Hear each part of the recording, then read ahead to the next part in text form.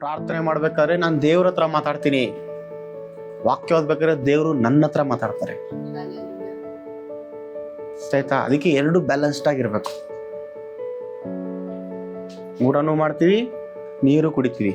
ಬರೀ ಊಟ ಮಾಡ್ಕೊಂಡಿದ್ರು ಆರೋಗ್ಯ ಹಾಳಾಗುತ್ತೆ, ಬರೀ ನೀರು ಕುಡ್ಕೊಂಡಿದ್ರು ಆರೋಗ್ಯ ಹಾಳಾಗ್ತದೆ. ಎರಡು ಕರೆಕ್ಟಾಗಿರ್ಬೇಕು.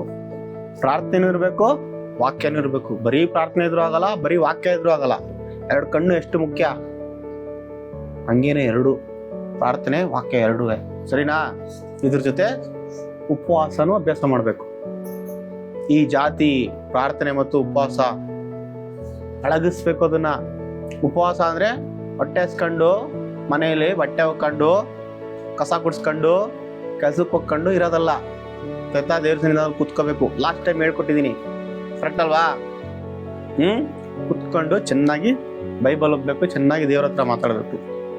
ಆ ವಾಕ್ಯ, ದೇವ್ರೇ ನಾನು ಇವತ್ತು ಯಾವ ವಿಚಾರ ನನಗೆ ನಾವು ಓದಬೇಕು ಅಂತ ಕೇಳಿ ಒಂದ್ ಕಡೆಯಿಂದ ಓದ್ಕೊಂಡು ಹೋಗಿ, ಏನೋ ಹೊತ್ನಲ್ಲಿ ದೇವ್ರ ವಾಕ್ಯನ ಓದಿ, ಸ್ವಲ್ಪ ಅರ್ಥ ಆಗ್ತಿಲ್ವಾ ಇನ್ನೊಂದ್ಸಲ ಕೇಳಿ, ನನಗೆ ಇದು ಹೇಳ್ಕೊಡು ಸ್ವಾಮಿ ಹಿಂಗೆ ಅಂತ.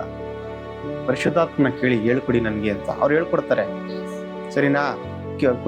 ಇನ್ ಕೇಸ್ ಗೊತ್ತಾಗ್ತಿಲ್ವಾ, ನಿಮ್ ಪಾಸ್ಟರ್ಗೆ ಫೋನ್ ಮಾಡಿ ಕೇಳಿ, ನಾನು ಹಿಂಗೆ ಓದ್ತಾ ಇದ್ದೆ ಪಾಸ್ಟರ್, ಇದು ಗೊತ್ತಾಗ್ಲಿಲ್ಲ ಪಾಸ್ಟರ್. ನಿಮ್ ಪಾಸ್ಟರ್ ಯಾಕೆ ನನಗೆ ಫೋನ್ ಮಾಡಿದ್ರಿ ಹಂಗೆಲ್ಲ ಹೇಳ್ತಾರ? ಹೇಳಿದ್ರೆ ನಾವು ಕೇಳ್ತಿಲ್ಲ, ಅದಕ್ಕೆ ಅವ್ರು ಹೇಳ್ಕೊಡ್ತಿಲ್ಲ. ಸರಿನಾ? ನೀವು ಕೇಳಿ ಹೇಳ್ಕೊಡ್ತಾರೆ.